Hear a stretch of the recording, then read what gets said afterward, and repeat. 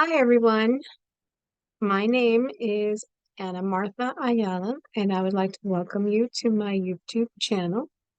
Today, I want to talk to you about the Capricorn degrees 10 and 22, although I will be making a separate video on the 22nd degree to show you chart examples of, what it can bring.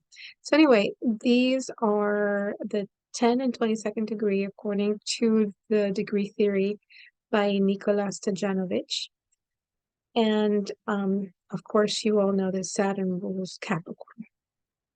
So in this video, I'm going to take some time to explain to you how this is viewed. Saturn is the great malefic of the zodiac. The other malefic is Mars, but Saturn is predictable, where Mars was not predictable. So, sometimes Saturn gets sometimes no. Most of the time it gets a bad rap because Saturn does give you the hardest lessons um, in the part of the zodiac in your natal chart, whatever house Saturn is in. That's where your biggest lessons come in, but also your greatest rewards. Now, Saturn rewards you if during the transit you have been honest, you have been disciplined, you've put in the hard work, the long hours, you've provided structure, gone beyond, tremendous effort. But at the end of the transit, it leaves you the reward and you get a little gift at the end of the 2.5 years. Otherwise, if you have been sneaky, underhanded, put other people down so you could look good. These types of behaviors, Saturn does not reward. And when Saturn comes around 28 years later, 28 to 30 years later, in that same part of your chart, you're going to get the same lessons because obviously you didn't learn it the first time. So right now we have Saturn transiting Pisces. I had done remedy for Pisces and Saturn a little bit ago, another video. So if you want to go back, it's a really short video to refer to that, but I'm just going to mention a few of the things that you could do to alleviate this transit wherever your chart, whatever house Saturn is transiting in Pisces, okay? So you can take up yoga, you can take up meditation, you can go to the ocean and just sit there and contemplate. If you don't live in a place where the ocean is nearby, then you go to a church, a temple, a monastery. You don't have to sit through the mass or the service or whatever. You just sit there and just think about things. You need a little bit of solitude to just think about your life and where you want to go. Maybe you can pray to whoever or whatever you believe in. Um, you can take up photography as well. Anything painting, which is Pisces rule, anything that is ruled by Pisces, you could do as a remedy for the transit now. So typically, you know how insurance companies, they wait until you're 25 to give you a break on the price because they consider you an adult. Well, in astrology, you're not an adult until you have your first Saturn transit, which happens between 28 and 30 type, like that's the age range. So that's usually when we get married, start a family. You have the responsibilities of an adult. And that's astrologically speaking, that's when you become an adult. On the second Saturn return, that's where if you have lived long enough, hopefully to do that, to get your second Saturn return, health issues start to come up. And that's where you need to take them seriously because you want to make it to your third Saturn return. So what does Saturn rule? Saturn rules time. It is the planet that gives you limitation, obligations, commitment. Whatever house you have Saturn in, you're going to have the biggest challenges. You're going to suffer a lot. It's part of your karma. Um, that's the area, right? It rules old people, sick people, poor people, and Black people. Like I said, it's the ruler of time. And, but it also, obviously, it rules old age. Um, if you have Saturn in the seventh house, that means that you're going to get married when you're older. You can marry somebody that is older than you or has a significant age difference. So the person will be younger, but there's a big gap in age. It rules history. It rules something from the past, someone from the past. It rules antiques. It rules long-lasting things. Um, difficulty, hard times. It rules suffering. It rules depression. It rules the cold, the winter, because Capricorn is the one that starts winter, right? The winter, December 20, December 21st. It coincides with the start of winter, but it's also the first day of Capricorn.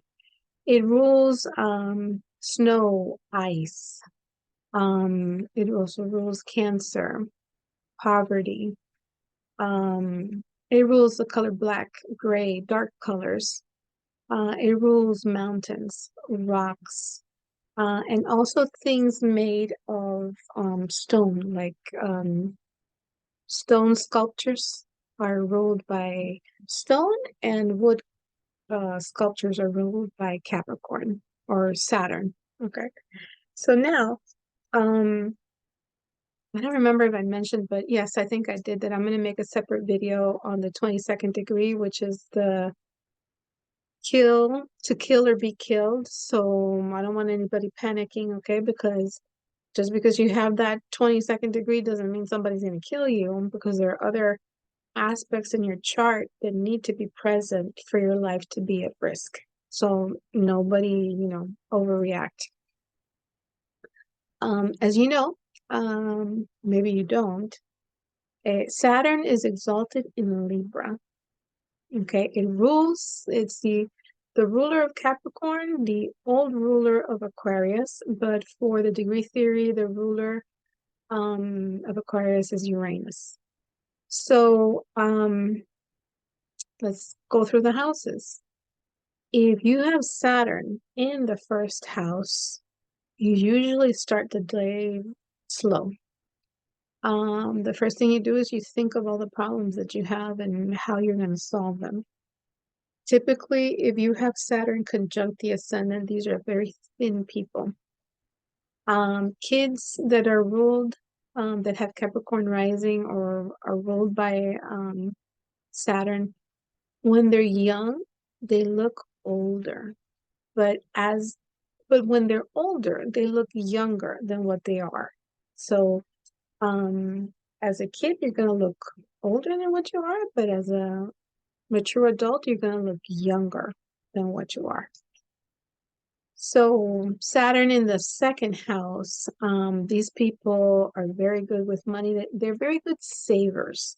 They are very careful when they buy things. They buy items on sale, on discount. They don't spend money on just willy-nilly. Saturn in the third house, usually you have an old car. And it's usually dark, like a black car, gray car. When you have a child that has Saturn in the third house, he can have a delay in starting to speak, because again, Saturn is delays, right? Fourth house, Saturn in the fourth house, you live in an old house. It's usually cold, or it has a problem with the heating is always a problem. If you have Saturn in the fifth, that means that you will have one child later in life. So not in your 20s, not in your early 30s. It's usually a little bit later, but it's only one child and it's usually a girl. Saturn in the sixth. So this brings up health issues. Um, these people usually, excuse me, usually suffer from arthritis, rheumatoid arthritis, osteoporosis.